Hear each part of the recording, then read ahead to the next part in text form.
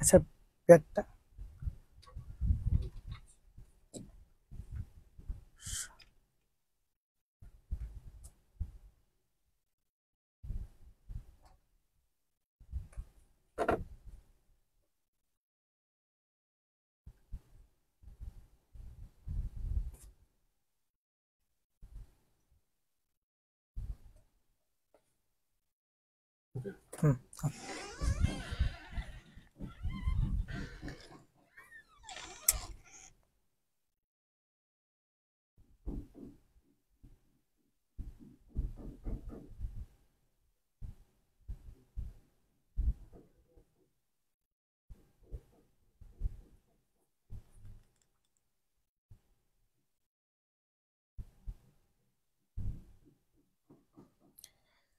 ওকে, আমরা শুরু করি। সবাইকে এডুকেটম একাডেমির পক্ষ থেকে স্বাগতম জানাচ্ছি। আজকে যুক্তিবিদ্যা প্রথম পত্রের সপ্তম অধ্যায়, একদম এই সিলেবাস যেটা আছে আমাদের 24 সালের শর্ট সিলেবাস, তো সেটা আমরা আজকে শেষ করব প্রথম পত্র।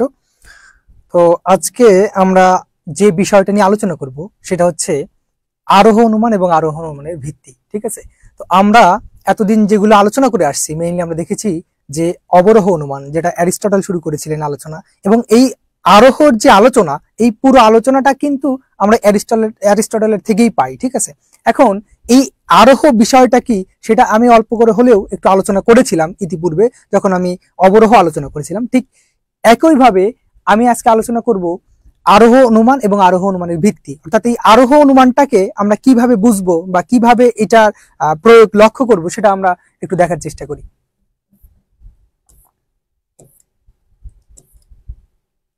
দেখেন, খেয়াল করলে দেখবেন যে আরোহ অনুমান বলেন বা অবরোহ অনুমান বলেন, এই যে আমাদের যুক্তিবিদ্যা আছে, এই যুক্তিবিদ্যার মৌলিক ভিত্তি কিন্তু এগুলোই, যে আরোহ অনুমান, অবরোহ অনুমান। ঠিক আছে, এবং এর ভিতরে আমরা যুক্তির যে বিভিন্ন উপাদানগুলো সম্পর্কে জেনেছিলাম, এই সকল কিছু মিলেই কিন্তু আমাদের এই যুক্তিবিদ্যা। এখন এই যে আরোহ অনুমানটা, এই আরোহ অনুমানটা আমাদের মূলত শুরু হয়েছিল কোথা থেকে? আমরা যদি দেখি তাহলে আমরা লক্ষ্য করব যে অ্যারিস্টটলের আলোচনা থেকে শুরু হয়ে এটা পরবর্তীতে দার্শনিক মিল, জয়েস, বেইন সহ আরো অনেক যুক্তিবিদ আছে যারা এই বিষয়গুলো নিয়ে বিস্তারিত আলোচনা করেছেন। তো আজকে আমাদের আলোচনার বিষয়টা হচ্ছে আরোহ অনুমান এবং আরোহ অনুমানের ভিত্তি। ঠিক আছে, এখন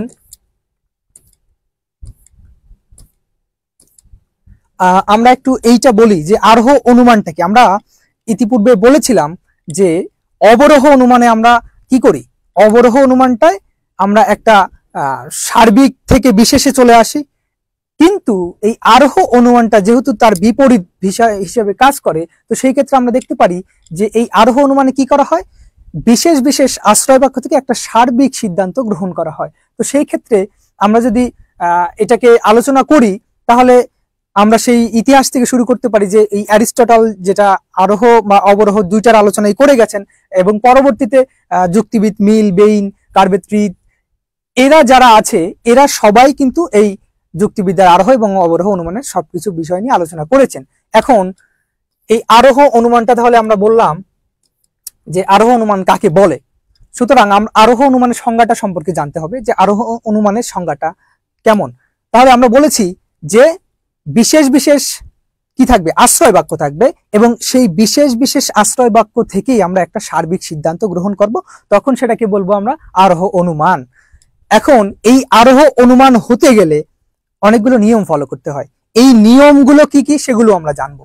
তো প্রথমে আমরা এই সংজ্ঞাটা দিয়ে শুরু করি যে আরোহের যে ইংরেজি শব্দটা আছে এটা হচ্ছে ইন্ডাকশন আমরা বলি। এখন এই ইন্ডাকশন শব্দটা হচ্ছে ল্যাটিন শব্দ থেকে এসেছে। ঠিক আছে, এই ল্যাটিন শব্দ হচ্ছে অ্যাপাগগ, অ্যাপাগগ থেকে এই ইন্ডাকশনটা এসেছে। এখন যুক্তিবিদ্যার যে জনক আমরা অ্যারিস্টটলকে ধরে থাকি বা বলে থাকি, এই যুক্তিবিদ্যার জনক অ্যারিস্টটল তিনি আরোহ অবরোহ দুইটা বিষয় নিয়ে কিন্তু আলোচনা করেছেন। এখন আমরা অবরোহের আলোচনা করে শেষ করে দিয়েছি, এখন আরোহ অনুমানের ক্ষেত্রে আমরা দেখতে পাই যে অ্যারিস্টটলই কিন্তু এই আরোহ অনুমানের উদ্ভাবক, অর্থাৎ অ্যারিস্টটল থেকেই কিন্তু এই আরোহ অনুমানটা আসছে। এখন দেখেন আমি যেটা বলছিলাম সংজ্ঞার ক্ষেত্রে যে বিশেষ বিশেষ আশ্রয় বাক্য থাকবে এবং এই বিশেষ বিশেষ আশ্রয় বাক্য থেকে আমরা কি করব, একটা সার্বিক সিদ্ধান্ত গ্রহণ করব, সেটাই হচ্ছে আমাদের আরোহ অনুমান। ঠিক আছে, এখন এই যে সার্বিক সিদ্ধান্তে আসব বিশেষ বিশেষ আশ্রয় বাক্য থেকে, এই আসার যে একটা প্রক্রিয়া বা প্রসেস, সেটা কিন্তু আমাদেরকে জানতে হবে। এখন এই প্রক্রিয়াটা আমরা কিভাবে জানবো, আমরা একটা এক্সাম্পলের মাধ্যমে এটা ক্লিয়ার হই। আর একটা কথা বলে রাখি যে আমরা বলেছিলাম অবরোহ অনুমানে শুধুমাত্র আকারগত সত্যতার উপর গুরুত্ব আরোপ করে, অর্থাৎ এখানে আকারগত সত্যতাই হচ্ছে আমাদের দেখার বিষয়। কিন্তু এই আরোহ অনুমানে এখানে কিন্তু শুধুমাত্র আকারগত সত্যতা দেখলে হবে না, এখানে আকারগত সত্যতাও থাকতে হবে, বস্তুগত সত্যতাও থাকতে হবে। অর্থাৎ আমরা যদি খুব সহজভাবে বলি, এইখানে কি হচ্ছে, এই আরোহ অনুমানের ক্ষেত্রে আমাদের কিন্তু প্রমাণের দরকার হচ্ছে। কিরকম প্রমাণ, আমরা বিভিন্ন তথ্য উপাত্তকে বিশ্লেষণ সংশ্লেষণ করেই আমরা একটা সিদ্ধান্ত গ্রহণ করব। কিন্তু আমরা অবরোহ অনুমানে যেটা আলোচনা করেছি যে সেখানে শুধুমাত্র আকারগতভাবে সত্য হলেই আমরা ওই যুক্তি বাক্যটাকে সত্য বলে ধরে নিচ্ছি। কিন্তু এই আরোহের ক্ষেত্রে আমাদেরকে কি করতে হবে, যেমন আকারগত সত্যতা থাকতে হবে, তেমনি এখানে বস্তুগত সত্যতাও আমাদেরকে কি করতে হবে, দেখতে হবে, বিচার বিশ্লেষণ করতে হবে। তখনই আমরা একটা সিদ্ধান্ত কি করতে পারবো, প্রতিষ্ঠা করতে পারবো। ঠিক আছে, এখন বিভিন্ন যুক্তিবিদ বিভিন্ন ভাবে এই আরোহের সংজ্ঞা দেওয়ার চেষ্টা করেছেন। তো আমরা মূলত যে জেনারেলাইজ একটা সংজ্ঞা আছে, সেটা হচ্ছে বিশেষ বিশেষ আশ্রয় বাক্য থেকে একটি সার্বিক সিদ্ধান্তে উপনীত হওয়ার যে প্রক্রিয়া, সেটাই হচ্ছে আরোহ অনুমান, এটা আমরা বলতে পারি। এখন খেয়াল করেন যে যুক্তিবিদ মিল কি বলেছেন, অর্থাৎ যুক্তিবিদ আমরা শুরু করেছিলাম অ্যারিস্টটলের থেকে, অ্যারিস্টটল তিনি আরোহের আলোচনা শুরু করেছেন, তার থেকে এটা এসেছেন। কিন্তু পরবর্তীতে যুক্তিবিদ মিল তিনিও একটা সংজ্ঞা দেওয়ার চেষ্টা করেছেন যে এই আরোহ অনুমানটা কি। তিনি বলেছেন যে আরোহ হচ্ছে মনের সেই প্রক্রিয়া, আরোহ হচ্ছে মনের সেই প্রক্রিয়া যার সাহায্যে আমরা অনুমান করি যে যাকে আমরা বিশেষ বিশেষ ক্ষেত্রে সত্য বলে জানি, তা সকল ক্ষেত্রেই কি হবে, সত্য হবে। যেটা আমি বলছিলাম যে বিশেষ বিশেষ এটা আমরা পরীক্ষা নিরীক্ষা করব এবং সেইখান থেকেই সার্বিক একটা সত্যতা তুলে ধরবো বা সার্বিক একটা সত্যতাকে গ্রহণ করব। এটাই হচ্ছে আমাদের এই মিলের যদি সংজ্ঞাটাকে বিশ্লেষণ করি, এই হচ্ছে মিলের আরোহের সংজ্ঞা। এরপরে যুক্তিবিদ ফাউলার কি বলেছেন। এখন এইখানে একটু জানানোর বিষয়ে বলি যে এইগুলো মেইনলি কি হয়, জ্ঞানমূলক প্রশ্নে আসে, মানে 1 নম্বরে যায়, সিকিউতে 1 নম্বর প্রশ্ন, মানে ক নম্বরে যেটা আসে, এগুলো যে যুক্তিবিদ ফাউলারের মতে আরোহ অনুমানটা কি, তখন কিন্তু আমাদেরকে এগুলো অ্যাজ ইট ইজ লিখতে হবে। ঠিক আছে, এখন খেয়াল করেন যে ফাউলার কি বলেছেন। ফাউলারের মত হচ্ছে আরোহ হলো বিশেষ থেকে সার্বিক অথবা কম ব্যাপক থেকে বেশি ব্যাপক বাক্যের একটি বিধিসঙ্গত অনুমান। আমি কিন্তু এর আগে যে ক্লাসগুলো নিয়েছি তখন কিন্তু এই যে ব্যাপ্যতার বিষয়টাকে একদম খুব ভালোভাবে বোঝানোর চেষ্টা করেছি। ঠিক আছে, তারপরেও যদি কারো সমস্যা থাকে আমি বলে দিই, ব্যাপ্যতা হচ্ছে সংখ্যার দিক, ব্যাপনার দিক, কত দূর ব্যাপ্ত হচ্ছে আর কি। অর্থাৎ আমরা যদি শুধুমাত্র একজন মানুষকে দেখি তখন কিন্তু এটা একটা নির্দিষ্ট বিষয়, একজন মানুষ, কিন্তু আমরা যখন সকল মানুষকে অন্তর্ভুক্ত করব তখন কিন্তু এটার ব্যাপ্তার্থ কি হচ্ছে, বাড়ছে, অর্থাৎ সংখ্যার দিকটা বৃদ্ধি পাচ্ছে। তো সেই ক্ষেত্রে এখানে এই ফাউলারের মতটা কি বলছে যুক্তিবিদ্যার আরোহের ক্ষেত্রে, যে বিশেষ থেকে সার্বিক অথবা কম ব্যাপক থেকে বেশি ব্যাপক একটি বিধিসঙ্গত অনুমান। আচ্ছা, এরপর দেখেন যুক্তিবিদ বেইন কি বলেছেন। যুক্তিবিদ বেইনের মত সহ আর অনেকগুলো মত আছে, তো এগুলো আমাদের কিন্তু অ্যাজ ইট ইজ পড়তে হবে। ঠিক আছে, এখন একটা এক্সাম্পল আমরা দেখাই। যুক্তিবিদ বেইন বলেছেন যে ঘটনাবলীর নিরীক্ষণের মাধ্যমে একটি সার্বিক যুক্তিবাক্য পৌঁছানোকেই আমরা বলি হচ্ছে আরোহ অনুমান। অর্থাৎ ঘটনাবলীকে কি করব, একটি নিরীক্ষণের মধ্যে দিয়ে আমরা সেখানে কি করব, একটা সিদ্ধান্তকে টানবো। এখন খেয়াল করেন যে এখানে একটা এক্সাম্পল দেওয়ার চেষ্টা করেছেন যে সক্রেটিস হয় মরণশীল। আচ্ছা, ভালো কথা, এখানে সক্রেটিস এইটা আমাদের কিন্তু আশ্রয় বাক্য। ঠিক আছে, এখন এই সক্রেটিস হয় মরণশীল এটা একটা আশ্রয় বাক্য। এখন আমরা আরেকটা আশ্রয় বাক্য নিতে পারি যে প্লেটো হয় মরণশীল, তাহলে এখানে আরেকটা আশ্রয় বাক্য হয়ে গেল। এখন এক্ষেত্রে আমরা আরেকটা আশ্রয় বাক্য নিব যে অ্যারিস্টটল হয় মরণশীল, এই ক্ষেত্রে আমরা 100টা আশ্রয় বাক্য নিতে পারি, 500টা আশ্রয় বাক্য নিতে পারি, 3টাও নিতে পারি, 2টাও নিতে পারি, কোনো সমস্যা নাই।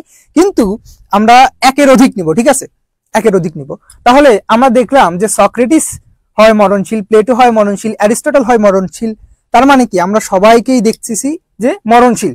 এটা একটা প্রমাণ নির্ভর বিষয়। আমরা দেখলাম যে সক্রেটিস মারা গেছেন, প্লেটো মারা গেছেন, অ্যারিস্টটল মারা গেছেন। তো সেই ক্ষেত্রে আমরা যদি এখন এইখান থেকে একটা সিদ্ধান্ত নেই যে অতএব সকল মানুষ হয় মরণশীল, কিন্তু এইখানে একটা কথা আছে, এই যে আমাদের আরোহ অনুমান, এই আরোহ অনুমানের ক্ষেত্রে সর্বদা কিন্তু সম্ভাব্যতা কাজ করে, মানে সম্ভাবনাময় একটা সিদ্ধান্ত আমাদের সবসময় এখানে টানতে হয়। কেননা আমরা যদি এইটা দেখাতে পারি যে একজন মাত্র মানুষ আছে যিনি মরেন নাই বা মরবেন না, তখন কিন্তু আমাদের এই পুরো যুক্তিটাই মিথ্যে হয়ে যাচ্ছে। এটা আরো একটু সহজ করে বলি, আমি যদি এমন একটা যুক্তি বাক্য দাঁড় করাই বা আশ্রয় বাক্য বলি যে কাক হয় কালো, কোকিল হয় কালো, হ্যাঁ, তারপরে আরো অনেক পাখি আছে যেগুলো কালো, তাহলে আমি একটা সিদ্ধান্ত নিলাম যে পৃথিবীর সকল পাখি হয় কালো, ঠিক আছে। এখন এই একটা যদি সাদা পাখি আমি দেখাতে পারি, তখন কিন্তু আমার এই পুরো যুক্তিটা মিথ্যে হয়ে যাচ্ছে। তেমনি ভাবে আমরা যদি বলি যে সক্রেটিস হয় মরণশীল, প্লেটো হয় মরণশীল, অ্যারিস্টটল হয় মরণশীল, রাসেল হয় মরণশীল, এখন সবাই যদি মরণশীল হয়, তো সেই ক্ষেত্রে আমরা একটা সার্বিক সিদ্ধান্ত নিলাম যে সকল মানুষ হয় মরণশীল, ঠিক আছে। আচ্ছা, এতটুকু ক্লিয়ার তো যে আরোহ অনুমানটা কি?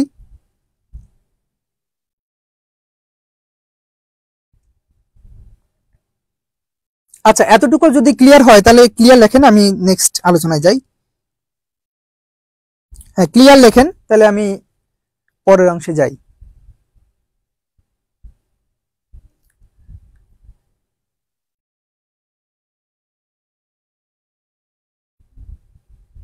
ওকে,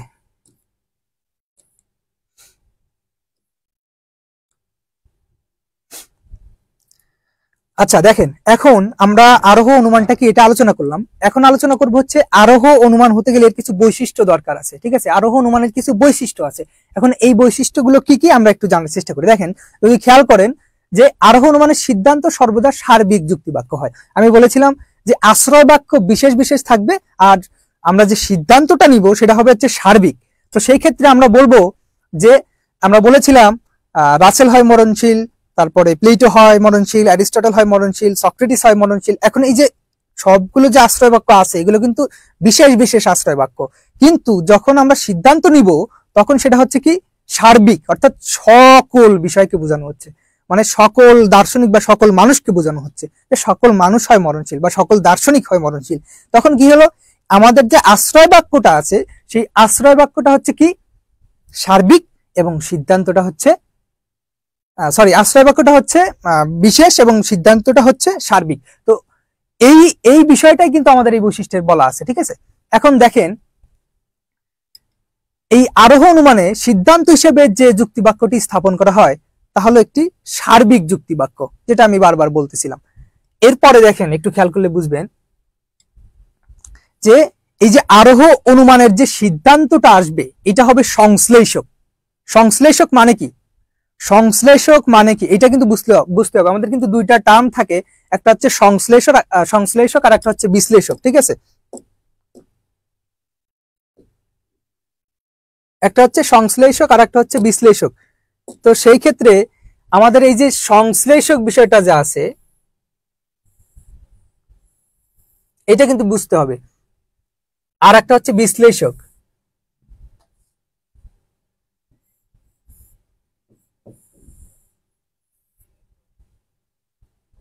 দেখেন, এই সংশ্লেষকটা কি? সংশ্লেষক হচ্ছে যে বাক্যে উদ্দেশ্য সম্পর্কে বিধায় নতুন তথ্য দিবে, সেটা হচ্ছে সংশ্লেষক। আমরা সেটাকে বলতে পারি সংযোজনও বলতে পারি, ঠিক আছে। তার মানে কি নতুন একটা তথ্য দিচ্ছে, সেটা হচ্ছে সংশ্লেষক। আর বিশ্লেষকটা কি? বিশ্লেষক কোনো নতুন তথ্য দিবে না, কোনো নতুন তথ্য দিবে না, ওই বাক্যের মধ্যে যা আছে ওইটাই বিশ্লেষণ করবে, ঠিক আছে। আর সংশ্লেষকটা নতুন তথ্য দিবে। যেমন আমরা বলতে পারি যে মানুষ হয় জীব। দেখেন, মানুষ হয় জীব, এইখানে এই যে মানুষ হয় জীব, মানুষ পদটি সম্পর্কে জীব কোনো নতুন তথ্য দিচ্ছে না। মানুষ হয় জীব জাস্ট এই মানুষকেই নির্দেশ করছে, এখানে কোনো প্রকার নতুন তথ্য দিচ্ছে না। সুতরাং আমরা এটাকে কি বলতে পারি? এটা কিন্তু আমাদের বিশ্লেষক, ঠিক আছে। এটা কিন্তু আমাদের বিশ্লেষক, এটা আমাদের বিশ্লেষক। এখন যদি নতুন তথ্য দেয় তাহলে আমরা কি বলবো, সেটা হচ্ছে সংশ্লেষ। যদি আমি এরকম একটা এক্সাম্পল দেই যে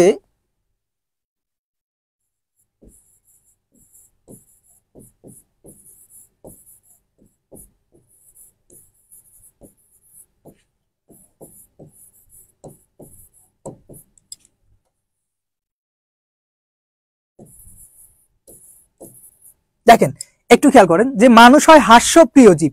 এখন এই যে হাস্যপ্রিয় বিষয়টা আছে, এই যে জীবটা কিন্তু আমাদেরকে প্রথমত নতুন তথ্য দেয় নাই, কিন্তু এই যে হাস্যপ্রিয় জীব হয় মানুষ, এই বিষয়টা কিন্তু আমাদের একটা নতুন তথ্য দিচ্ছে। সুতরাং এই যে আরোহ অনুমান, এই আরোহ অনুমানের সিদ্ধান্তটা আমাদের কি করবে, সংশ্লেষক হবে, অর্থাৎ নতুন তথ্য দিবে। তখন আমাদের সেটা কি হবে, আরোহ অনুমান। ঠিক আছে, এটা হচ্ছে একটা বৈশিষ্ট্য গেল। আচ্ছা আচ্ছা, এরপরে দেখেন,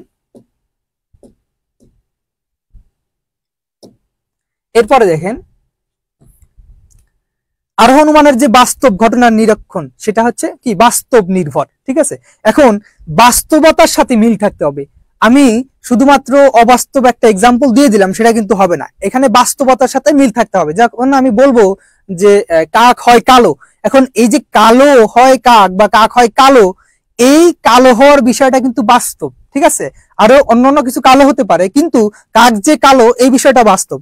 সুতরাং আমরা যখন পরীক্ষা নিরীক্ষা করে দেখব যে কাক আদৌ কালো কিনা, তখন কিন্তু বাস্তবসম্মতভাবে আমরা সিদ্ধান্ত নিয়ে আসতে পারবো যে আসলেই কাক কালো। সুতরাং এটা হবে কি, এটা হবে বাস্তব ঘটনার নিরীক্ষণ নির্ভর। আচ্ছা, এরপরে দেখেন, এখন এই যে আরোহ অনুমান, এই আরোহ অনুমানে কি বলা হচ্ছে, প্রকৃতির উপর নিয়ম, প্রকৃতির যে নিয়মটা আছে, এই নিয়ম অনুবর্তিতা নীতির উপর ভিত্তি করে সিদ্ধান্ত গ্রহণ করা হয়।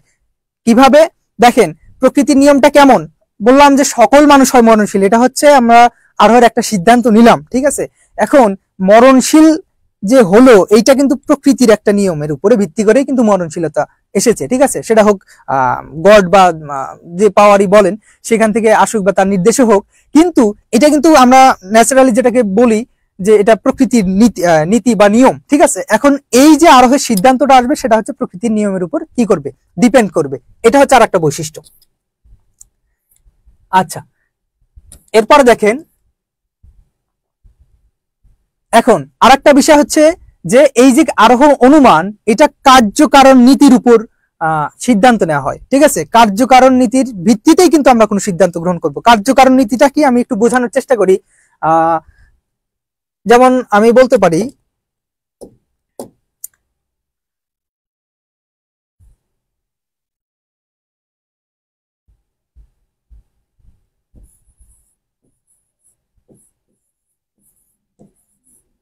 আচ্ছা আগুন, ঠিক আছে, এখন এই আগুন, এটা আমি দেখলাম, এখন এর পেছনে কারণটা কি, এর পেছনে কারণটা কি, এখন আগুন লাগার ক্ষেত্রে কিন্তু বিভিন্ন ধরনের কারণ থাকতে পারে। এখন যখন আগুন দেখলাম, আগুনটা কিন্তু কার্য। ঠিক আছে, আগুনটা হচ্ছে কার্য।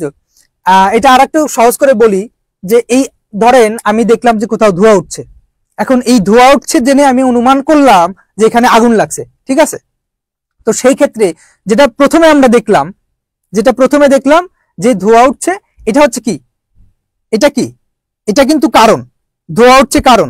এখন আগুন লাগার বিষয়টা কিন্তু আমরা এখানে নিয়ে আসতে পারি যে আগুন লাগছে, তখন এই যে অনুমানটা করলাম এটা কিন্তু আমাদের কার্যকারণ নিয়মের উপর ভিত্তি করে কিন্তু আমরা একটা সিদ্ধান্ত আসলাম যে এখানে আগুন লাগছে। ঠিক আছে, আচ্ছা এরপরে দেখেন, খেয়াল করলে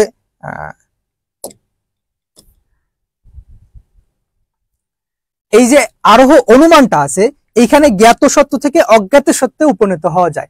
ঠিক আছে, এইটা কিন্তু অনুমানের একটা বিষয়। ঠিক আছে, এখন আমরা এটা বললাম যে একই এক্সাম্পল দিতে পারি যে কোথাও ধোঁয়া ওঠা দেখে আমরা অনুমান করলাম যে আগুন লাগছে। ঠিক আছে, কিন্তু এইখানে জ্ঞাত বিষয় কোনটা আর অজ্ঞাত বিষয় কোনটা, এটা কিন্তু আমাদেরকে জানতে হবে।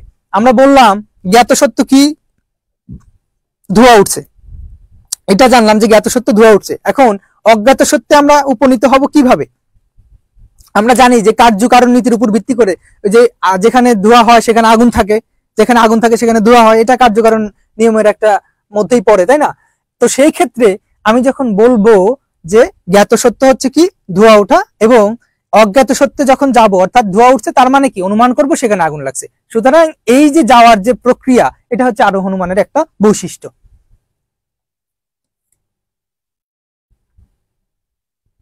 আচ্ছা দেখেন, এখন এই আরোহ অনুমানে আরোহমূলক উলম্ফন থাকে, ঠিক আছে। এখন এই উলম্ফনটা কি, এটা কিন্তু আমাদের একটুখানি জানার বিষয়। দেখেন এই যে উলম্ফন, এটা কিরকম, আমরা যখন বললাম, একটা এক্সাম্পল দিলাম যে সক্রেটিস হয় মরণশীল, প্লেটো হয় মরণশীল, অ্যারিস্টটল হয় মরণশীল, রাসেল হয় মরণশীল, এইভাবে যখন আসলাম তখন আমরা সিদ্ধান্তে আসলাম যে অতএব সকল মানুষ হয় মরণশীল। এখন এই বিষয়টাতে কি হচ্ছে, এই শুধুমাত্র 4 জনের উপর ভিত্তি করে কিন্তু আমরা একটা সার্বিক সিদ্ধান্ত গ্রহণ করছি। এখন এই যে আরোহমূলক উলম্ফন, অর্থাৎ একটা লাভ দিয়ে একটা সিদ্ধান্ত নিয়ে নিলাম, অর্থাৎ সব মানুষকে কিন্তু আমরা জাস্টিফাই করলাম না যে তারা মরণশীল কি না, শুধুমাত্র এই 4 জনকে আমরা আশ্রয় বাক্য হিসেবে ধরে নিয়ে তখন একটা সিদ্ধান্ত যখন নিয়ে নিলাম, তখন কিন্তু একটা উলম্ফনের সৃষ্টি হতো। অর্থাৎ উলম্ফন হচ্ছে লাভ দেওয়া, ঠিক আছে, জাম্প করে যাওয়া, জাম্প করে আমরা একটা সিদ্ধান্ত নিয়ে নিলাম। অনেক মানুষ কিন্তু এর মধ্যে বাকি রয়ে গেছে, যাদেরকে আমরা দেখি নাই বা মারা গেছে কিনা তাদের নাম উল্লেখ করি নাই। তো সেই ক্ষেত্রে এই আর একটা বৈশিষ্ট্য হচ্ছে আরোহের, যে আরোহমূলক উলম্ফন থাকে, ঠিক আছে, এই হচ্ছে বিষয়। আচ্ছা, এরপরে দেখেন এক্সাম্পল যেটা আমি দিয়েছিলাম একই, এই যে রহিম হয় মরণশীল, করিম হয় মরণশীল, যদু হয় মরণশীল, মধু হয় মরণশীল। তাহলে আমরা এখানে সিদ্ধান্ত যেটা নিলাম যে সকল মানুষ হয় মরণশীল। এখন সব মানুষ তো আর এর মধ্যে নাই, শুধুমাত্র 4 জন আছে। তাহলে সব মানুষ যদি না থাকে তাহলে আমি একটা জাম্প করে গেছি, জাম্প করে সিদ্ধান্ত নিচ্ছি, এটা এখানে বোঝানোর চেষ্টা করেছি, যেটা আমি বলেছি। আচ্ছা, আর একটা যেটা বৈশিষ্ট্য 8 নাম্বার, সেটা হচ্ছে এই যে আশ্রয় বাক্য, ঠিক আছে, আশ্রয় বাক্য কি হবে, আশ্রয় বাক্য হচ্ছে কম ব্যাপক হবে কিন্তু সিদ্ধান্ত বেশি ব্যাপক হবে। কেন, আশ্রয় বাক্য আমি শুধুমাত্র রহিম হয় মরণশীল, করিম হয় মরণশীল, এখানে সংখ্যা আছে কয়জন, 4 জনের, কিন্তু যখন আমি সিদ্ধান্ত নিব সকল মানুষ হয় মরণশীল, তখন কিন্তু সংখ্যাটা বিশাল হয়ে যাচ্ছে, মানে পৃথিবীতে যত মানুষ আছে সবাই কিন্তু মরণশীল, এইটা বোঝাচ্ছে। তার মানে কি, তার মানে হচ্ছে আশ্রয় বাক্যটা কম ব্যাপক আর সিদ্ধান্ত হচ্ছে আশ্রয় বাক্য থেকে বেশি ব্যাপক, ঠিক আছে, এটাই বোঝানোর চেষ্টা করা হয়েছে আমাদের এই বৈশিষ্ট্যতে। আচ্ছা, এরপরে আসেন, এরপরে আমরা স্তর নিয়ে আলোচনা করব। তো এখন অব্দি যতটুকু আলোচনা করেছি এটুকু ক্লিয়ার কিনা, এটুকু ক্লিয়ার হলে ক্লিয়ার লিখে দেন, তাহলে আমি বাকিটা আলোচনা করি।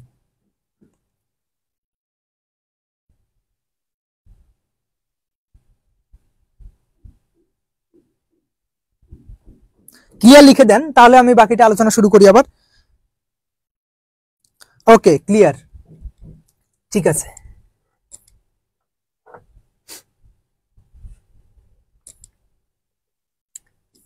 দেখেন এখন এখন যেটা আলোচনা করব সেটা হচ্ছে আমাদের আরোহের স্তর। স্তর মানে কি, স্তর মানে কি, আমরা কি বুঝি, স্তর বলতে কি বুঝি, মানে যেটার উপর দিয়ে আমরা যাই, একটার উপর আর একটা দিই, হ্যাঁ, এটা হচ্ছে স্তর।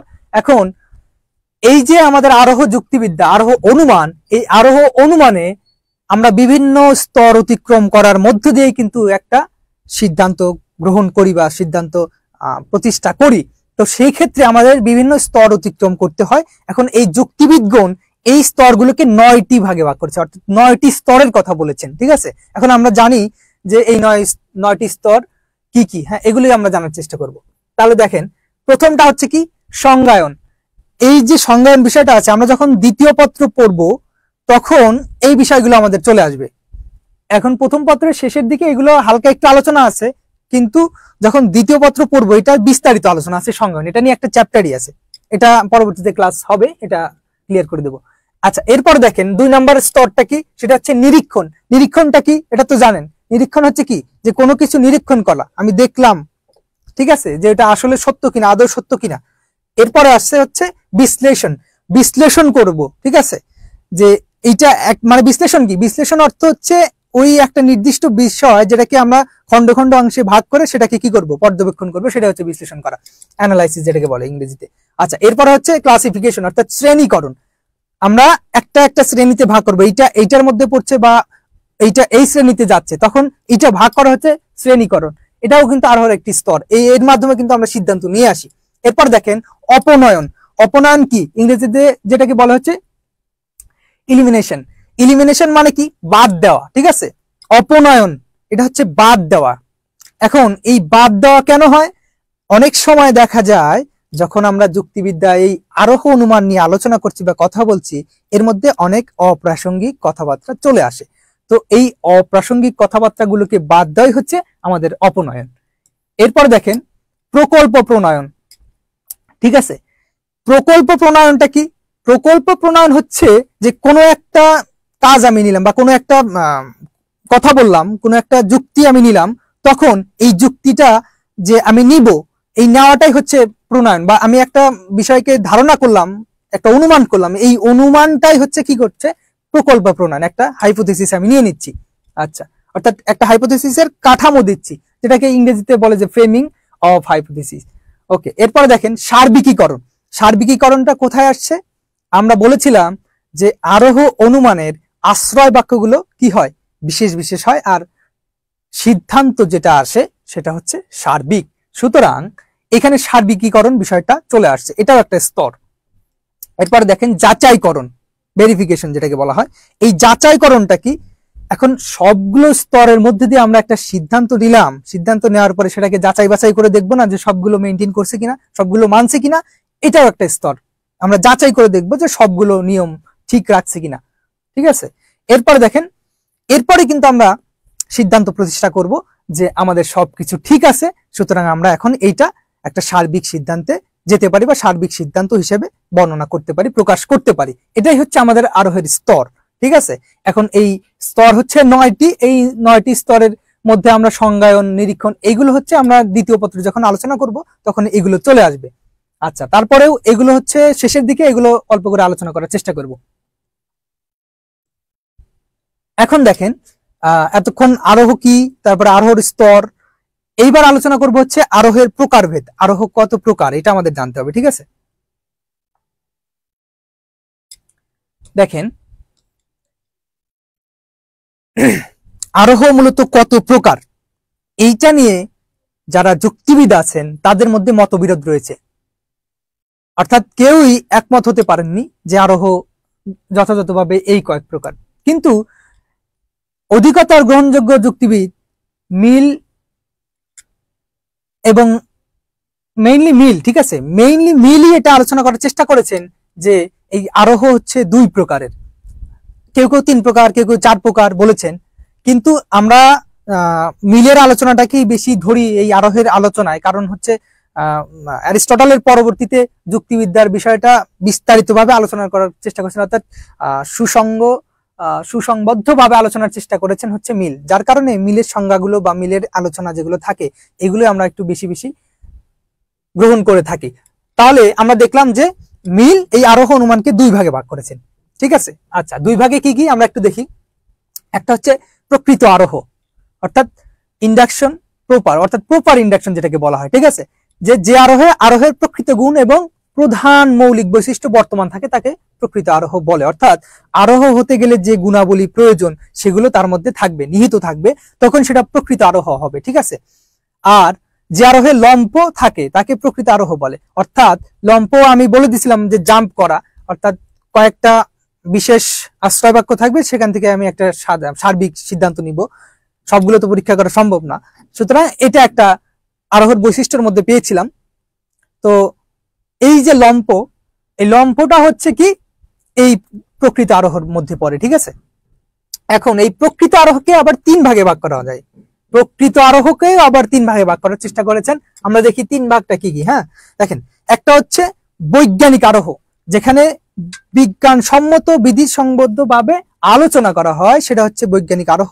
এবং আরেকটা হচ্ছে কি অবৈজ্ঞানিক আরোহ, যেটা বিজ্ঞানের যে নিয়ম শৃঙ্খলা আছে তার বাইরে গিয়েও আলোচনার চেষ্টা করে, সেটা অবৈজ্ঞানিক আরোহ।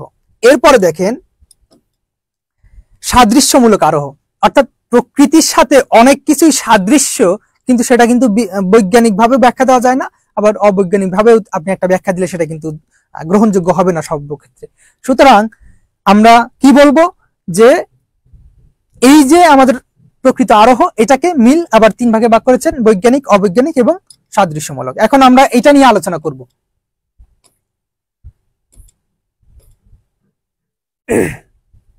দেখেন এরপরে যা মানে 2টা একটু এটাই অপ্রকৃত আলোচনা করে নেই, তারপরে ওই 3টা আলোচনা করি। যে অপ্রকৃত আরোহ কি, যে আরোহ অনুমানের মতো প্রতীয়মান হয় কিন্তু তাতে মৌলিক বৈশিষ্ট্য থাকে না। অর্থাৎ আমরা যে বৈশিষ্ট্য কথা বলেছি, বৈশিষ্ট্যগুলোর কথা, তো এই বৈশিষ্ট্যগুলো কিন্তু আমাদের এই অপ্রকৃত আরোহের মধ্যে থাকে না।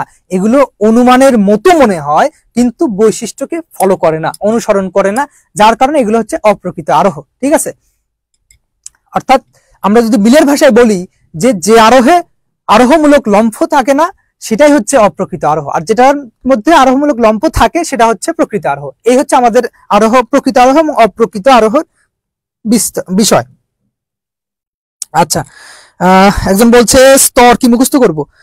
হ্যাঁ, স্তরগুলো মুখস্থ করবেন, কারণ হচ্ছে 9টি স্তর। এটা এমসিকিউতে আসবে যে স্তর কয়টি আরোহের, আবার আসতে পারে যে 9টি স্তর লিখেন। হ্যাঁ, ওইগুলো মুখস্থ করার দরকার আছে। ওয়ালাইকুম আসসালাম। ওকে ওকে, আচ্ছা ঠিক আছে। এখন তাহলে প্রকৃত অপ্রকৃত আরোহ বুঝতে পারছেন। এখন প্রকৃত আরোহকে যে এখন আমরা 3 ভাগে ভাগ করছি এটা দেখেছি। এখন এই প্রকৃত আরোহর যে 3 ভাগ সেটা কিন্তু আমরা দেখার চেষ্টা করব। এখন আরেকটা বিষয় আছে যে এখানে আরোহের ক্ষেত্রে আলোচনা চলে আসে যে পূর্ণাঙ্গ আরোহ। পূর্ণাঙ্গ আরোহ কি, তারপরে যুক্তি সাম্যমূলক আরোহ। ঠিক আছে,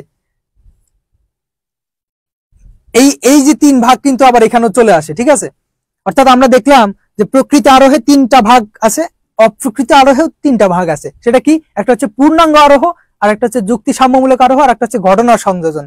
আমরা কোনো একটা ঘটনা দেখলাম, সেখানে সেই ঘটনা দেখেই আমরা বলে দিলাম যে এটা হয়ে গেছে, কিন্তু আদৌ সেখানে বৈজ্ঞানিক বা অবৈজ্ঞানিক কোনো ব্যাখ্যা আছে কিনা সেটা জানার চেষ্টা করি না। ঠিক আছে, তো সেখানে হচ্ছে কি ঘটনা সংযোজন, একটা ঘটনা দেখেই আমরা সেটা সংযোজন করে দিলাম যে এখানে এরকম জিনিস হচ্ছে। তাহলে এইখানে আবার 3টা প্রকারভেদ দেখলাম। এখন যদি প্রশ্ন আসে যে অপ্রকৃত আরোহ কত প্রকার, তখন কিন্তু আমরা 3 প্রকার বলবো, যে পূর্ণাঙ্গ আরোহ, যুক্তি সাম্যমূলক আরোহ, আর একটা হচ্ছে ঘটনা সংযোজন। ঠিক আছে, আবার প্রকৃত আরোহের ক্ষেত্রে আমরা দেখছি বৈজ্ঞানিক, অবৈজ্ঞানিক, আর একটা হচ্ছে কি কি বলছিলাম বলেন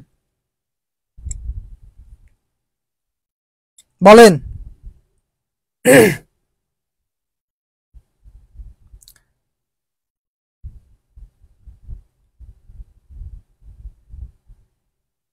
ওকে, দেখেন তারপরে একটু ছকের মাধ্যমে আমরা দেখি। হ্যাঁ, দেখেন ছকের মাধ্যমে দেখলে আমরা একটু বিষয়টা ক্লিয়ার হব। আমি যেটা বলছিলাম যে এই যে প্রকৃত আরোহ যেটা আছে আমাদের, এই প্রকৃত আরোহের মধ্যে আমরা দেখেছি 3 ভাগ, একটা হচ্ছে বৈজ্ঞানিক, অবৈজ্ঞানিক, আর একটা হচ্ছে সাদৃশ্যমূলক। যেটা আমি বলার চেষ্টা করছিলাম যে সাদৃশ্যমূলক, আমরা কোনো বিষয় দেখলাম সেটা সাদৃশ্যমূলক হইলো, তার কারণে আমরা বলে দিলাম বৈজ্ঞানিক না অবৈজ্ঞানিক না, অর্থাৎ কিন্তু বৈজ্ঞানিক বা অবৈজ্ঞানিক ব্যাখ্যা নেই। এখন দেখেন প্রকৃত অপ্রকৃত আরোহের ক্ষেত্রে আমরা যদি দেখি তাহলে পূর্ণাঙ্গ আরোহ, এটা পূর্ণাঙ্গ আরোহ হচ্ছে, কিন্তু আমরা বলেছি যে এই আরোহে, এই অপ্রকৃত আরোহ, এখানে কিন্তু আরোহমূলক লম্ফ নেই। আবার এটা যে বিধিসঙ্গত ভাবে কিন্তু ওই বৈশিষ্ট্যগুলোকে ফলো করে না বা নিয়মগুলোকে ফলো করে না, অনুসরণ করে না। এরপরে দেখলাম যুক্তি সাম্যমূলক, একটা যুক্তি দেওয়ার চেষ্টা করলাম যে এ সমান সমান যদি বি হয়, বি সমান সমান যদি সি হয়, একটু বোঝানোর চেষ্টা করি। একটা যুক্তি দিলাম যে A is equal to B, B is equal to C, অথবা আমরা সিদ্ধান্ত কি নেব, সি ইজ ইকুয়াল টু কি এ, অথবা লিখতে পারি এ ইজ ইকুয়াল টু সি। এটা আমরা কিন্তু লিখতে পারি। ঠিক আছে, এটা একটা যুক্তি সাম্যমূলক বিষয় আমরা উপস্থাপন করলাম যে A is equal to B, B is equal to C, C অথবা C is equal to A, অথবা A is equal to C. এই কথাটা কেন বললাম, এখানে আমরা কিন্তু যুক্তি দিলাম যে এটা সমান সমান যদি এটা হয় তাহলে এটা সমান সমান এটা হবে। ঠিক আছে, এটা হচ্ছে যুক্তি সাম্যমূলক আরোহ, কিন্তু এখানে কিন্তু আরোহমূলক লম্ফ নেই, যার কারণে এটা কিন্তু অপ্রকৃত আরোহ। আর একটা হচ্ছে ঘটনা সংযোজন। ঘটনা সংযোজন, ঘটনা সংযোজন কিরকম, এই যে সাদৃশ্যমূলক অনুমান আর ঘটনা সংযোজন কিন্তু কাছাকাছি বিষয়। ঘটনা সংযোজনটা কিরকম, আমি কোনো একটা বিষয় দেখলাম, ওই বিষয়টা সম্পর্কে যখন আমি একটা অনুমান করলাম, তখন কিন্তু ওইখানে কোনো ধরনের বৈজ্ঞানিক বা অবৈজ্ঞানিক কোনো প্রকারের ব্যাখ্যা ওখানে দিচ্ছি না। ঠিক আছে, এবং ওইখানে কোনো প্রকারের কি করছে, আরোহমূলক লম্ফ নিচ্ছি না। তখন ওইখানে শুধুমাত্র ঘটনা দেখে আমরা যখন সিদ্ধান্ত নিব, তখন সেটা হচ্ছে ঘটনা সংযোজন। আচ্ছা, এরপরে দেখেন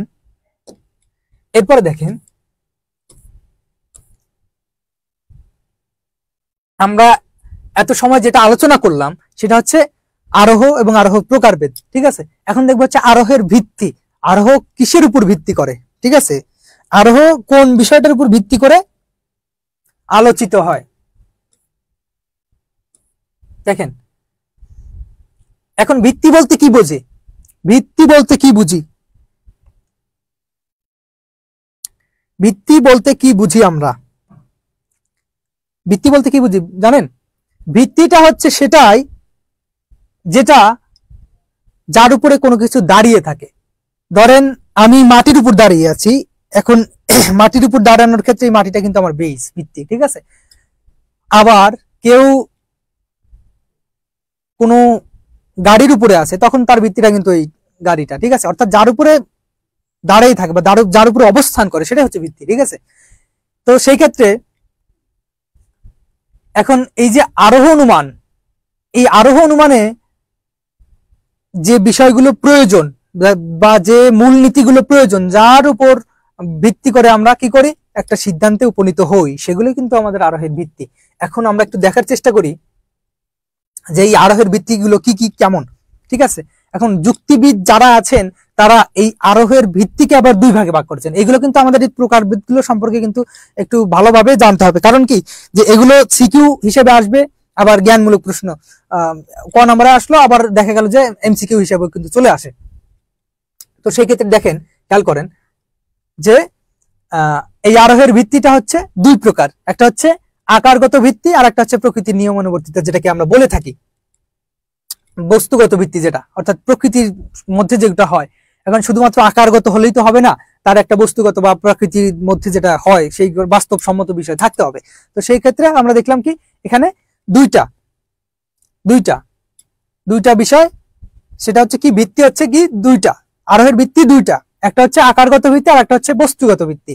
অর্থাৎ আমরা যখন অবরোহ অনুমানের আলোচনা করেছিলাম তখন বলেছিলাম শুধুমাত্র আকারগত সত্যতা থাকলে পারে সেটা বৈধ যুক্তি হবে, কিন্তু এই আরোহ অনুমানে আমি প্রথমেই বলেছি যে এখানে শুধুমাত্র আকারগত সত্য থাকলে হবে না। অর্থাৎ এই আরোহ অনুমানের লক্ষ্য শুধুমাত্র আকারগত সত্যতা লাভ নয়, বরং বস্তুগত সত্যতাও থাকতে হবে। তার মানে কি, এই পুরো বিষয়টাতে দুটা ভিত্তি থাকলে পরে আমরা বলবো যে এটা বৈধ যুক্তি। তাহলে আকারগত ভিত্তি থাকতে হবে, বস্তুগত ভিত্তিও থাকতে হবে। এখন আমরা দেখি যে এই আকারগত ভিত্তিটা কি। হ্যাঁ, আকারগত ভিত্তি হচ্ছে যে নীতি অনুসরণ করে আরোহ অনুমানের সিদ্ধান্ত গ্রহণ করা হয় তাকে আকারগত ভিত্তি বলে। অর্থাৎ আরোহের মৌলিক নিয়মকে আকারগত ভিত্তি বলা হয়, যেটা আমি বলেছিলাম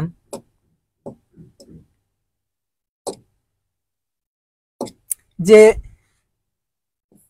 A is equal to B, B is equal to C, অতএব A is equal to C।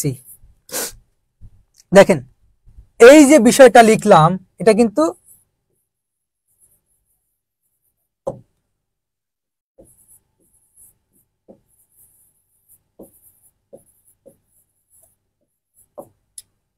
আকারগতভাবে সত্য। এখন A is equal to B, B is equal to C, অতএব A is equal to C, এইটার কিন্তু আকারগতভাবে সত্য, কিন্তু বাস্তবিক অর্থে আমি যদি এর জায়গায় একটা মানুষকে দেই, ধরেন একজনের নাম দিয়ে দিলাম, তাহলে বির জায়গায় আরেকজনের নাম দিয়ে দিলাম, তাহলে এখানে ধরলাম এটা ছেলে, এটা দিলাম মেয়ে। ঠিক আছে, অর্থাৎ একজনের নাম দিলাম, আমি ছেলে মেয়ে বোঝানোর চেষ্টা করছি। তাহলে এই ছেলে সমান কি মেয়ে হতে পারে? ছেলে সমান কি মেয়ে হতে পারে, পারে কিনা? এখন প্রকৃতিগতভাবে কিন্তু আমরা দুইটাকে বিচার বিশ্লেষণ না করলে কিন্তু এটাকে আমরা পাচ্ছি না।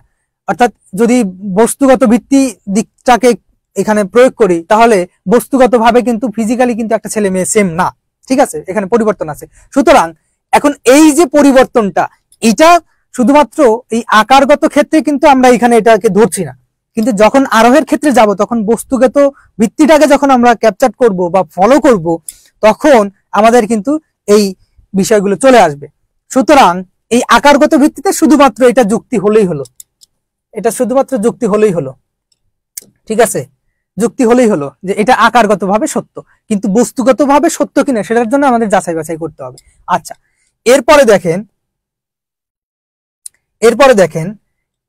এরপরে এইখানে এই যে আকারগত ভিত্তির যে বিষয়টা, এইটার আবার দুইটি দিক আছে, ঠিক আছে। এই আকারগত ভিত্তির দুটি আবার দিক রয়েছে, একটা হচ্ছে কি প্রকৃতির নিয়ম অনুবর্তিত নীতি, ঠিক আছে, আর একটা হচ্ছে কার্যকারণ নিয়ম। তাহলে প্রকৃতিতে আসলে কি হয়, আকারগত সত্য হতে গেলে আবার দুইটা ভিত্তি লাগবে, প্রকৃতির নিয়ম অনুবর্তিত নীতি, অর্থাৎ আপনি এমনি একটা বলে তো হবে না, তাহলে প্রকৃতির যে নিয়মটা আছে সেটা ফলো করতে হবে, ঠিক আছে। আর একটা হচ্ছে কার্যকরণ নিয়ম, অর্থাৎ ল অফ কজেশন, একটা হলে আর একটা হয়, এরকম কার্যকরণ একটা যৌক্তিক সম্পর্ক থাকতে হবে, তাহলেই আমরা কি বলবো যে এটা হচ্ছে আকারগত ভিত্তি হিসেবে সত্য। এখন দেখেন এই যে বস্তুগত ভিত্তির কথা যেটা বললাম, সেটা হচ্ছে সত্যতার নিশ্চয়তা দিতে হবে, সত্যতার নিশ্চয়তা দিতে হবে।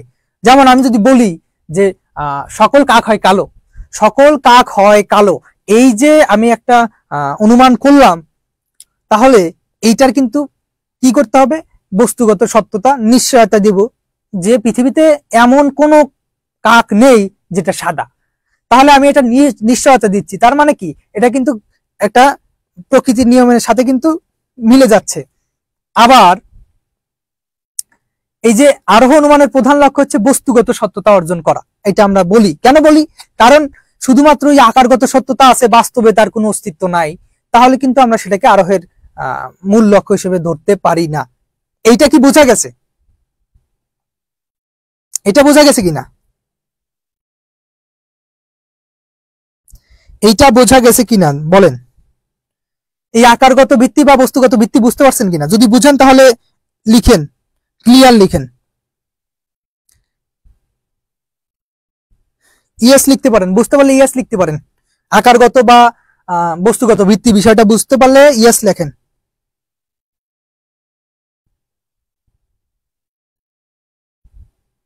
বুঝতে পারলে ইয়েস লেখেন।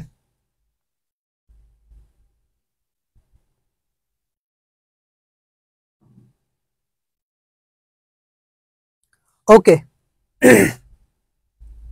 আচ্ছা, এরপরে এরপরে আরেকটু খেয়াল করেন যে এই যে বস্তুগত ভিত্তিটা আছে, ঠিক আছে, এই বস্তুগত ভিত্তির আবার দুইটি দিক রয়েছে, এই বস্তুগত ভিত্তির আবার দুইটি দিক রয়েছে, আমরা দেখি দুইটি দিক কি, আরেকটা হচ্ছে নিরীক্ষণ, আর একটা হচ্ছে কি পরীক্ষণ, অর্থাৎ নিরীক্ষা এবং পরীক্ষা, এই দুইটা বিষয় কিন্তু জানতে হবে।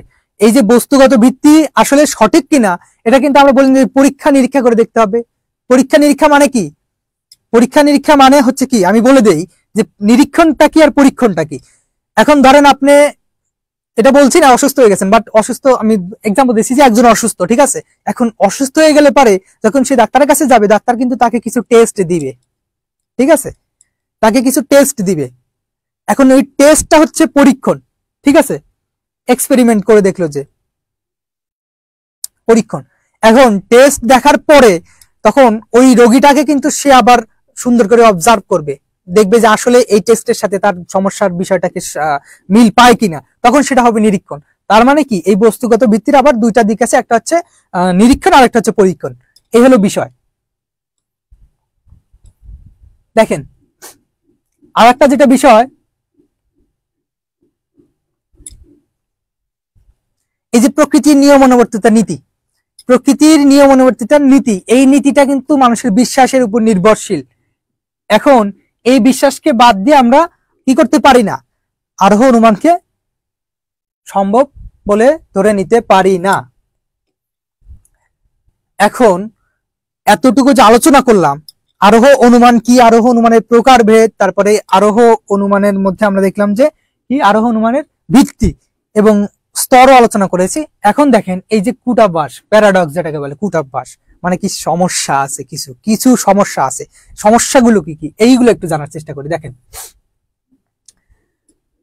এই যে কূটাভাস শব্দটির অর্থ হচ্ছে আপাত বিরোধী মতবাদ, একটার সাথে আরেকটা বিরোধ হয়ে যাচ্ছে, কিরকম বিরোধ এক্সাম্পল দিলে আপনারা বুঝতে পারবেন, ঠিক আছে। দেখেন আরোহের কূটাভ্যাস সম্পর্কিত মিলের মত চক্রক দোষে দুষ্ট, কারণ কোনো কিছুই একই সাথে কোনো নিয়মের ভিত্তি ও ফল হতে পারে না। এখন আপনি একটা নিয়মকে তার ভিত্তিও বানাইলেন, আবার সেটাকে আবার তার ফলও বানাইলেন, তখন কিন্তু হবে না। কিভাবে হবে না, আমি যদি এটা বলি, দেখেন একটা এক্সাম্পল দেই,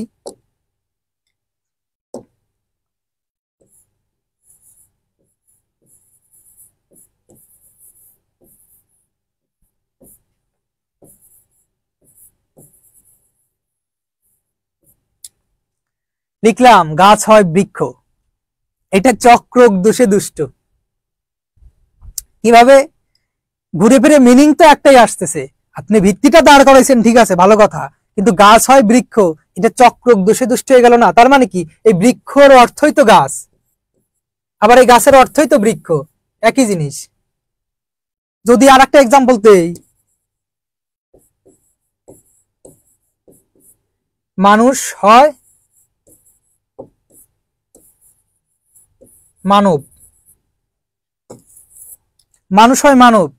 এখন এই যে বিষয়গুলো থাকলো, মানুষ মানবকে নির্দেশ করছে, মানব মানুষকে নির্দেশ করছে, এখানে তো অন্য কোনো প্রাণীকে নির্দেশ করছে না।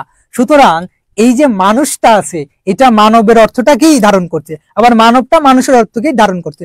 তাহলে এই যে আরোহের যে সমালোচনা আছে এখানে, এই যে মিল যে দেওয়ার চেষ্টা করেছেন মত, এই মতটা হচ্ছে চক্রোদ্দেশে দুষ্ট বলে মনে করেন। কারণ কি, যে কোনো কিছুর ভিত্তি একই সাথে তার ভিত্তি বা ফল হতে পারে, কোনো একটা বিষয় একই সাথে তার ভিত্তি বা ফল হতে পারে না, তাহলে এটার একটা সমস্যা। ঠিক আছে, এখন দেখেন আর একটা বিষয় খেয়াল করেন,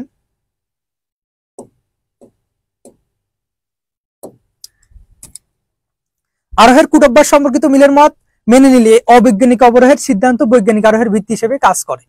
তাহলে যদি মিলের ওই মতটাকে আমরা মেনে নেই, তাহলে ওই যে আমাদের অবৈজ্ঞানিক আরোহের সিদ্ধান্তটা আছে সেটা বৈজ্ঞানিক আরোহের ভিত্তি হিসেবে কাজ করে। একটা মত মানলে আর একটা মতের কাছে গিয়ে কিন্তু এটা জমা হচ্ছে। তাহলে বৈজ্ঞানিক অবৈজ্ঞানিক বিষয়টা সম্পূর্ণ আলাদা, যেটা বৈজ্ঞানিক ক্ষেত্রে সত্যি হবে সেটা অবৈজ্ঞানিক ক্ষেত্রে কিন্তু সত্য হওয়ার কোনো সম্ভাবনা নেই। তাহলে যদি আমরা মিলের মতটাকেই মানি, তাহলে ওই অবৈজ্ঞানিকের কি হবে, সিদ্ধান্তটা কি হবে, আমাদের এই বৈজ্ঞানিকের আবার ভিত্তি হয়ে যাচ্ছে। সুতরাং এটা একটা সমস্যা। এখন এইগুলো কিন্তু আমাদের একটু জানতে হবে। ঠিক আছে, সর্বোপরি উপযুক্ত আলোচনা থেকে আমরা বলতে পারি যে আরোহের কূটঅভ্যাস একটি পরস্পর বিরোধী মতবাদ। ঠিক আছে, আমরা যেটা উদাহরণের মাধ্যমে দেখানোর চেষ্টা করেছি। এখন দেখেন এই কারণ ও শর্ত, কোন কার্যকে ঘটানোর জন্য যে সকল পূর্ববর্তী ঘটনার প্রয়োজন হয় তাদের সমষ্টিকে বলে কি, কারণ বলে। হ্যাঁ, আর প্রত্যেক ঘটনাকে পৃথকভাবে এক একটি কি, শর্ত। এখন কোন ঘটনা ঘটানোর ক্ষেত্রে তার পিছনে যে বিষয়গুলো আছে সেগুলো হচ্ছে সবগুলোর সমষ্টিকে বলা হচ্ছে কারণ। কি রকম, আমরা যদি বলি যে আগুন জ্বালানোর ক্ষেত্রে, এখন আগুন জ্বালানোর ক্ষেত্রে অবশ্যই আমাদেরকে কি লাগবে, একটা লাইটার লাগবে। এখন শুধুমাত্র লাইটার হলে আগুন জ্বালাইতে পারবেন না। কেন পারবেন না? কারণ কি, সেখানে যদি ওই অক্সিজেনের উপস্থিতি না থাকে আগুন জ্বলবে না। আপনি মানে অক্সিজেন শূন্য একটা ঘরের মধ্যে যান, গিয়ে আপনি আগুন জ্বালানোর চেষ্টা করেন, সেখানে কিন্তু আগুন জ্বলবে না। তার মানে কি, যে এই আগুন জ্বালানোর পেছনে কিন্তু অনেকগুলো কারণ থাকতে পারে, অনেকগুলো শর্ত থাকতে পারে, সেই শর্তগুলোর সমষ্টি হচ্ছে কি, কারণ। আর এক একটা শর্ত মানে এক একটা আলাদা বিষয়, যেটাকে আমরা শর্ত হিসেবে কি করছি, অবহিত করছি। হ্যাঁ, এখন দেখেন এই শর্তগুলো কি কি, সদর্থক শর্ত এবং নয়ার্থক শর্ত। এখন নয়ার্থক শর্ত কি আর সদর্থক শর্ত কি? সদর্থক শর্ত সেটাই যেটা স্বীকার করে নিচ্ছে, আর নয়ার্থক শর্ত হচ্ছে যেটা অস্বীকার করে নিচ্ছে, এই তো বিষয়। এরপর দেখেন, এখন এই যে সদর্থক শর্তটা যেটা বললাম স্বীকার করা, যেটার উপস্থিতিতে কার্য সম্পাদিত হবে, সেটা হচ্ছে সদর্থক শর্ত। যেমন আমি বললাম যে অক্সিজেনের উপস্থিতিতে আগুন জ্বলবে, ঠিক আছে, তাহলে এটা হচ্ছে সদর্থক শর্ত। আর যদি অক্সিজেন না থাকে, অনুপস্থিতি, তাহলে সেটা হচ্ছে নয়ার্থক শর্ত। এই হচ্ছে বিষয়। এখন আমরা যে আলোচনাগুলো করলাম, এই আলোচনার একটা মানে সার সংক্ষেপে আমি দেওয়ার চেষ্টা করব। এখানে অনেকগুলো বিষয় চলে আসবে, যে বিষয়গুলো খুবই সংক্ষেপে আমি বলে দিই, একদম প্রথম থেকে যেই চ্যাপ্টারটা শুরু করেছিলাম যে আলোচনা থেকে। ঠিক আছে, এখন দেখেন কার্যকারণ যেটা বলেছিলাম, যে কার্যকারণ হলো একটি নিয়ম, এই নিয়ম অনুসারে বলা হয় বিনা কারণে কোনো ঘটনা ঘটতে পারে না। যেমন প্রত্যেক ঘটনারই একটি কারণ থাকে, বা কারণ আছে, এটা হচ্ছে কার্যকারণ। ঠিক আছে, আর একটা বিষয় হচ্ছে যে বহু কারণ সমন্বয়। এখন একটা ঘটনা ঘটার ক্ষেত্রে কিন্তু অনেকগুলো কারণ আসতে পারে, সেখানে বহু কারণ বলা হচ্ছে, বহু কারণ হতে পারে। ধরেন যে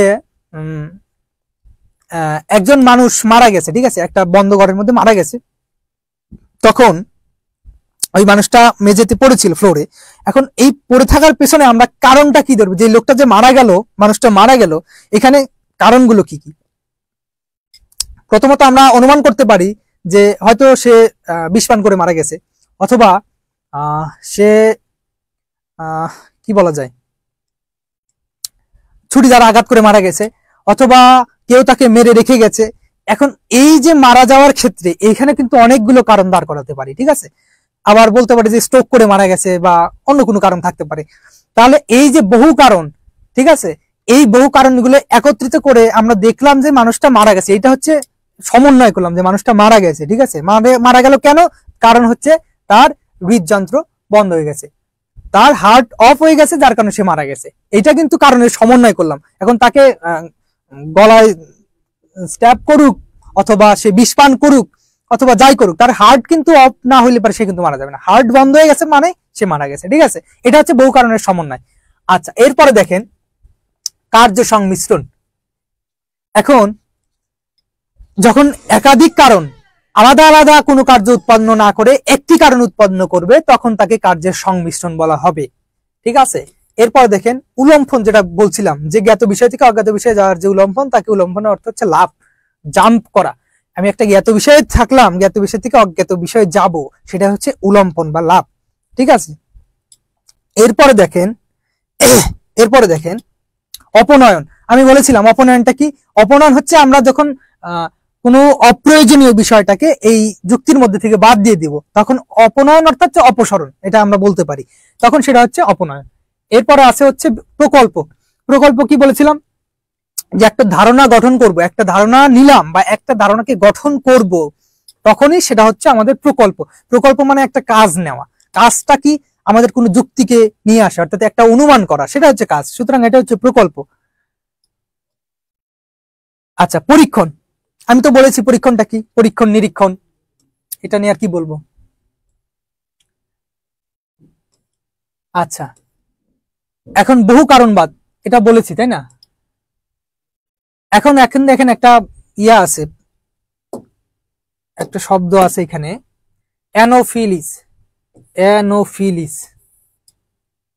স্ত্রী জাতীয় মশা। এই মশার কামড়ে ম্যালেরিয়া রোগ হয়। এটা কেন দিলাম? এখন এটা দিলাম এই জন্য যে এইটা হচ্ছে আমাদের এক্সাম্পলের মধ্যে চলে আসে। এখন অ্যানোফিলিসটা কি, অ্যানোফিলিস কি, এটা যদি এমসিকিউ আসে তখন কিন্তু এটা মশা, এক জাতীয় মশা, এটা আমরা লিখবো, ঠিক আছে, এটা আমরা দাগাবো। ওকে, আচ্ছা, অনুপপত্তি বিষয়টা কি, এটা একটু আমাদের জানা দরকার, তাই না। অনুপপত্তি কি? যখন ওই নিয়মের লঙ্ঘন করা হচ্ছে, নিয়মটাকে মানা হচ্ছে না, নিয়ম ভঙ্গ করা হচ্ছে, তখন হচ্ছে সেটা অনুপপত্তি হয়, ঠিক আছে। আচ্ছা, ঘটনা সংযোজন, যেটা বলেছি, ঘটনা সংযোজন আমরা ওই যে প্রকৃত আরোহের মধ্যে দেখেছিলাম যে ঘটনা সংযোজন 3 প্রকারের যে প্রকৃত আরোহ আছে, বৈজ্ঞানিক, অবৈজ্ঞানিক এবং হচ্ছে ঘটনা সংযোজন, ঠিক আছে। তো এই ঘটনা সংযোজনের ক্ষেত্রে আমরা কি দেখলাম? ঘটনা সংযোজন মানে কি? কোনো একটা ঘটনা ঘটলো, সেই ঘটনার প্রেক্ষিতে আমরা একটা অনুমান করে বসলাম, এটাই। প্রকৃতির নিয়ম অনুবর্তিতা নীতি কি বলে দিছি? যে প্রকৃতির যে নিয়মের অনুসারে আমরা দেখি যে কোনো ঘটনা ঘটছে, তখন সেটাকে প্রকৃতির নিয়ম বলে। এটা কিন্তু আমাদের একটা বিশ্বাস না থাকলে কিন্তু এটা কখনোই সম্ভব না, ঠিক আছে। আচ্ছা, তো আমাদের এই পর্যন্তই ছিল ক্লাস। এখন একটা কথা বলে রাখি, সেটা হচ্ছে এই যে যুক্তিবিদ্যা প্রথম পত্রের আলোচনা করলাম, প্রথম পত্রের সবগুলো বিষয় মানে সংক্ষিপ্ত সিলেবাস যেটা ছিল আমাদের এইচএসসি 24-এর জন্য, সেটা মোটামুটি শেষ। এখন নেক্সট ক্লাস যেটা হবে আমাদের যুক্তিবিদ্যার, সেটা হচ্ছে দ্বিতীয় পত্রে। তো দ্বিতীয় পত্রের প্রথম চ্যাপ্টার হচ্ছে ক্লাস হবে নেক্সট ক্লাসে। তো আজকে যারা উপস্থিত ছিলেন ক্লাসে সবাইকে ধন্যবাদ। আর এই বিষয়টা বুঝতে পারছেন কিনা?